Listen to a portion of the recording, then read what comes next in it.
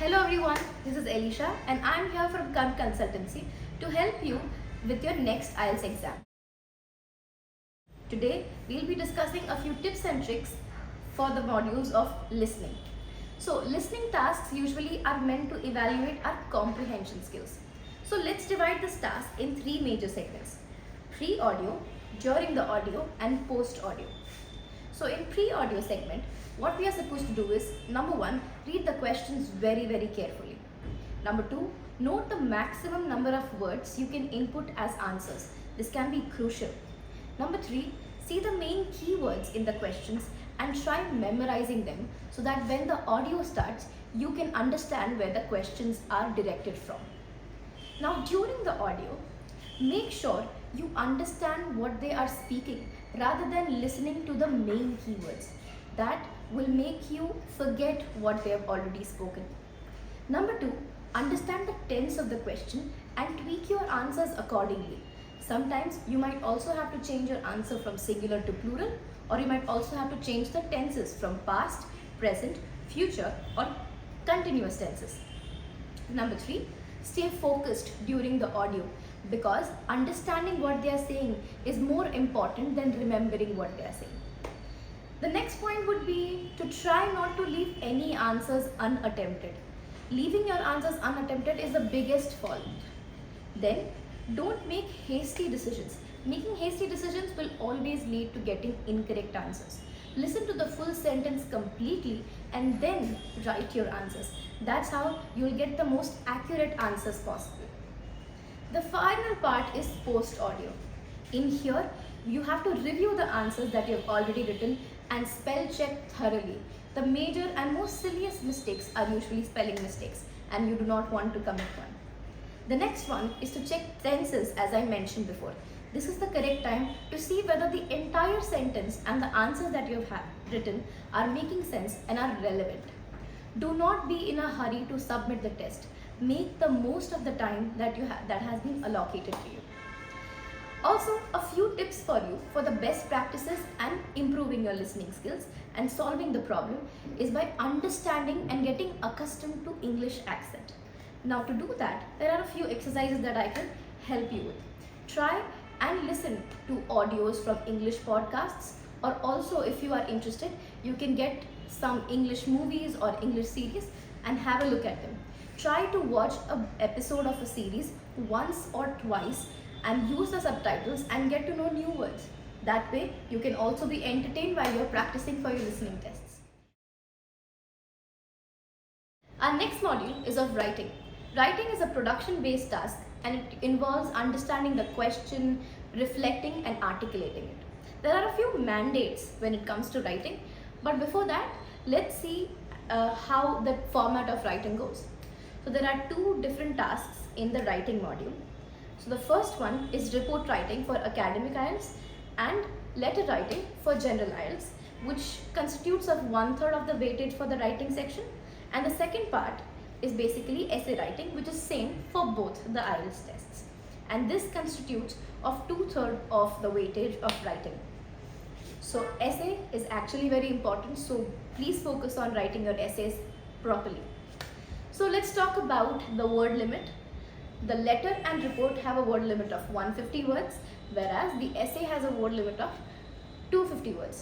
And the total time to attempt both the tests is basically 1 hour. So you should bifurcate between 20 minutes for the letter or the report and 40 minutes for the essay. So the best techniques to keep in mind while attempting a writing test would be, number one, to understand what the main agenda of the question is. This will help us eradicate the error of task deviation.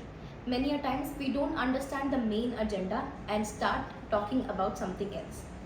Second would be to structure your writing by organizing your thoughts. Organization of thoughts is very important. You can always pen down what points you will write down at the corner and then weave your entire essay or letter out of it. The next point would be to structure your writing and follow the format to the T. Using the format is very important. Sometimes we don't follow the format and we end up losing our marks for it. The next would be developing coherent and relevant points. It is very, very important to have coherence in our essay so that one point is fairly connected to the next point and the flow is very smooth. The next will be to use vocabulary which is contextual and accurate and does not just show your arsenal of words but is usually used in the correct form. This gives you brownie points. Using of examples is very, very important, but examples should be true, and if you're mentioning facts, they should be absolutely true. Making sure your sentences are grammatically accurate is very, very important because grammatical inaccuracies can also lead to deduction of marks. The next module is the module of reading. This particular module has 3 passages and the total timing allocated is 1 hour. So the best time allocation for one particular passage will be 20 minutes. By the look and rules of this test, it's pretty easy, and the major problem here is that people use the funda of skimming and scanning. This technique will not help you, trust me. The passages that we have come across in IELTS recently have made sure that this technique should not be used and it proves it wrong. I would like to suggest you a technique which has been tried and tested. It might be a little time consuming, but there's nothing a little practice can't help. So let's talk about the technique first. In here, you have to read one paragraph at a time and then try to solve the questions related to that particular paragraph. By doing so, what will happen is you will be eliminating this paragraph and you will not have to come back to this paragraph ever again. So you won't be wasting time on reading all the paragraphs again and again and again. This might look a little tedious, but once you do a little bit of practice, reading will become a foolproof task for you. Reading will become one of the best parts of the entire IELTS test for you. I hope this technique helps. The para reading is very, very crucial. You have to understand the paras before answering the title based and true and false questions. Do not hurry in making any decisions for answering any of the questions because haste makes waste. I hope the techniques that I've mentioned help you a lot. It might get some time to get accustomed, but eventually you'll get there. So our next module is the module of speaking. Another production-based module which focuses on your speech, and the criteria of this particular module is basically task relevance, task length, collocation, coherence, vocabulary, your pronunciation, the amount of stress that you put in your speech, intonations, etc, etc, etc. So my advice for you is to make sure you answer your questions properly. Do not use big words because they will end up losing you some marks. Keep your eye contact. Use body language because body language is constituting of 70% of your total communication. So I would advise to have a very, very confident body language. Look into the interviewer's eyes and talk to them naturally. Don't use big words as I mentioned. Be your natural self.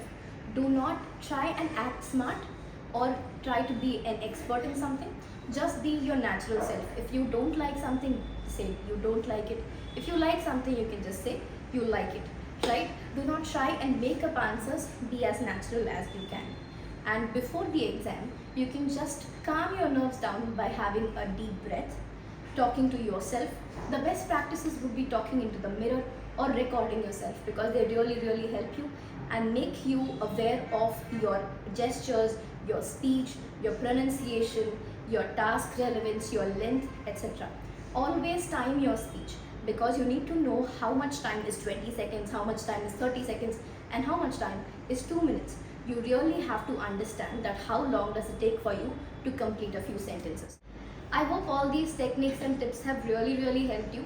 If you've come to this end of the video with me, then thank you so much for watching. We would love to be a part of your IELTS journey, and we do offer free demo classes, so do check them out and contact us for the demo classes. We would be loving to see you shine with flying colors. All the very best. Hope to see you at Karm. Thank you.